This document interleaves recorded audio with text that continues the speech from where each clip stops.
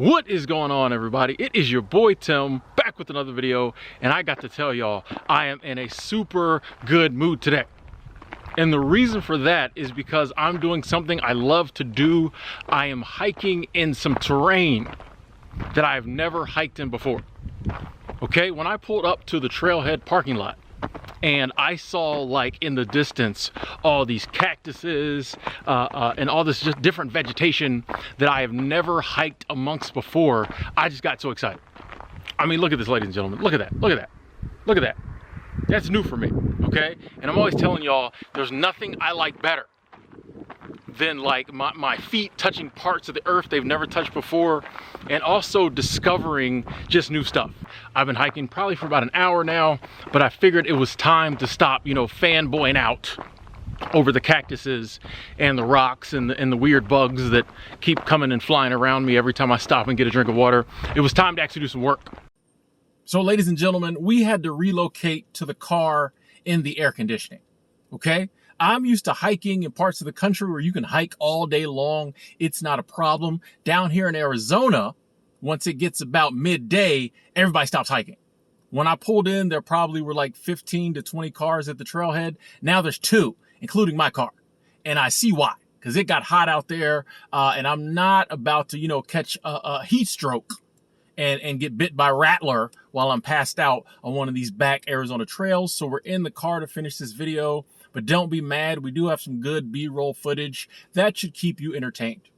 However, wanted to finish the video because I think this is a very important topic. It's a topic I've touched on before, but someone the other day asked me to make a video about it again for the new subscribers, also maybe for people who missed it the last time. But it is a time in my life that was very painful. It was very hard, but I made it through. And that is the story I want to share. I want to talk about the time when I dealt with severe depression in my life. So this was a good 20 plus years ago. It was in my late teens into my early 20s. And I just got severely depressed. And for me, it was very strange and weird because I had like a great life. Okay, to this day. And I've analyzed it many, many times. My family's analyzed it. There was really nothing going on in my life to throw me into depression. Maybe it was just a chemical imbalance. Maybe it was just part of my growth, but there was nothing going on. Like, I had a good life.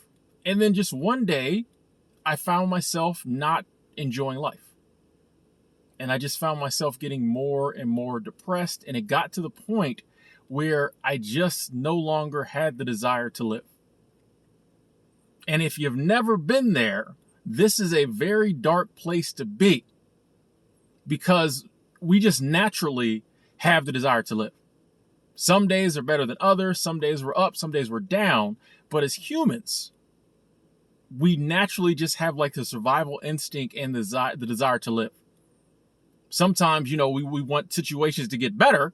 You know, we want to live in better situations, but we always have like the desire to live, to keep going. I didn't. And I don't know why it happened.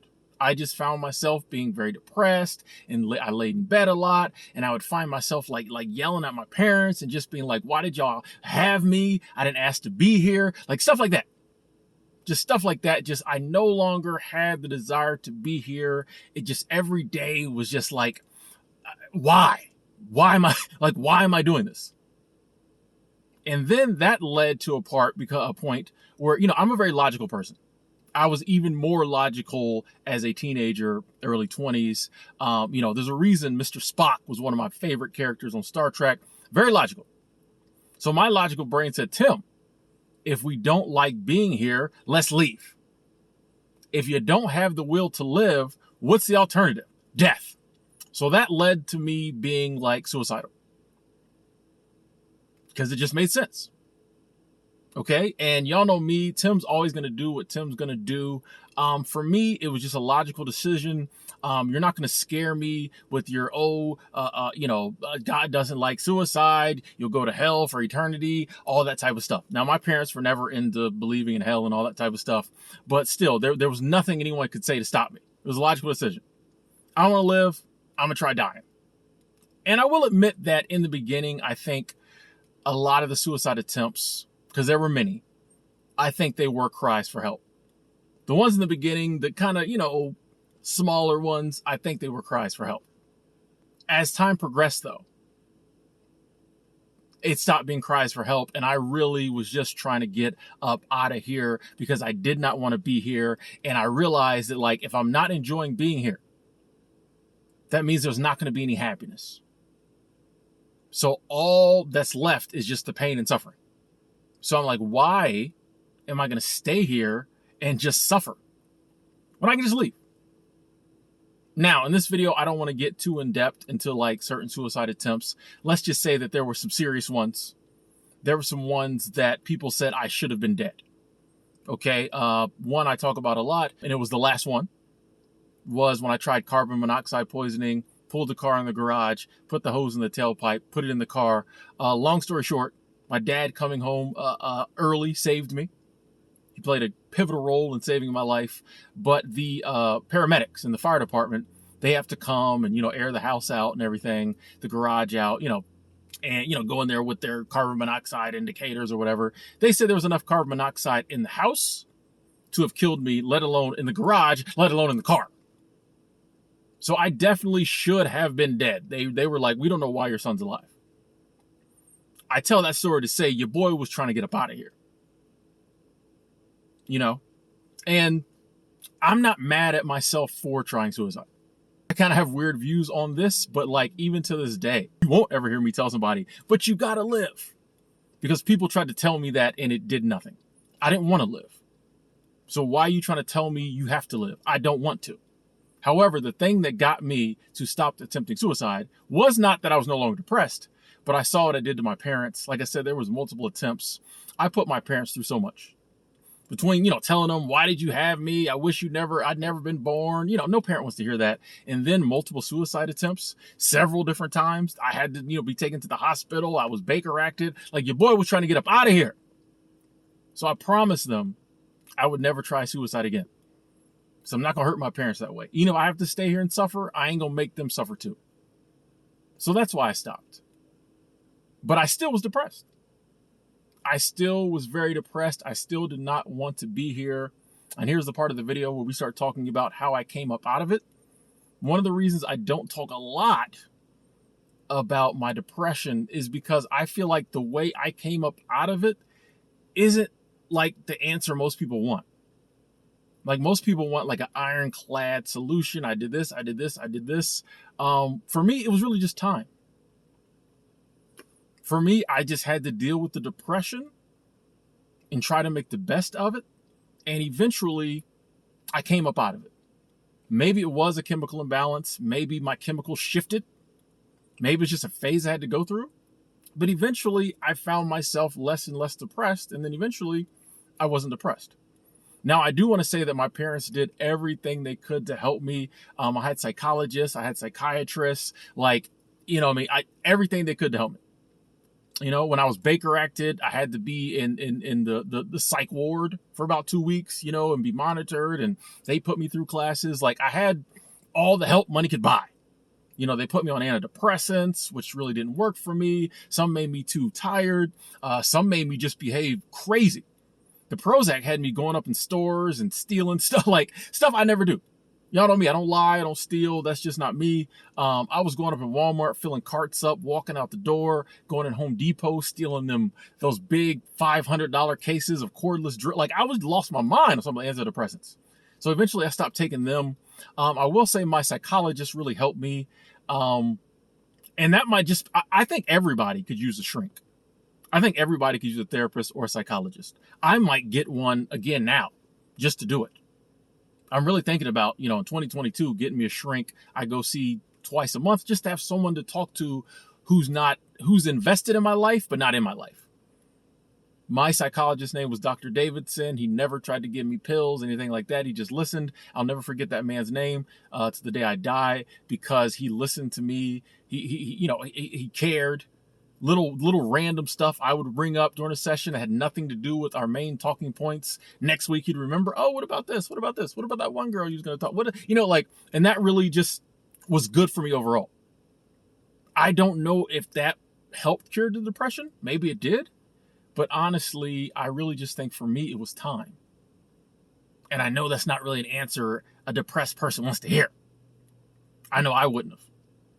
I would have been like, time, that's the one thing I don't want it to be. Like, it's time. I don't have to spend more time depressed. But eventually I came up out of it. And y'all see me now. I try to, the crown prince of positivity. I'm joyful. I'm happy. I think maybe, yeah, it just was like a chemical imbalance and something had to balance out. Or maybe I needed to go through that. Maybe the universe, God, whatever, put me through that because that's what it would take to get me to the happiness level I have now. I don't know. But I do know it came to a point when I was like, all right, Tim, you got to stop this suicidal behavior. You got to stop, acting out and being mad. And I'm not mad at myself for any of that. Because like I said, this was a traumatic experience. I'm 18, 19. My whole life's been great.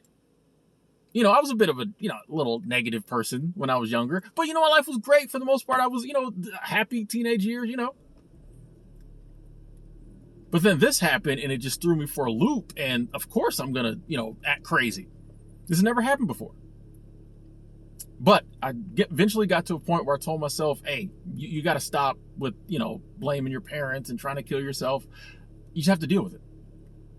One day at a time, do the things you have to do, go to work, come home, sleep all day if you want. When you're depressed, you don't have to every single day live your life like you were before. If you don't feel like being around people, you ain't got to be around people all the time. I think it helps, but you don't have to be around people all the time. Every now and then, sometimes, yeah, you got to make yourself do some things, but don't feel like you have to keep living life the way you were before. You're depressed. You're depressed. But if you keep going day in and day out and keep fighting it and keep taking advantage of any and every outlet you have to fight it, be that doctors, be that medicine, natural remedies, yoga, whatever.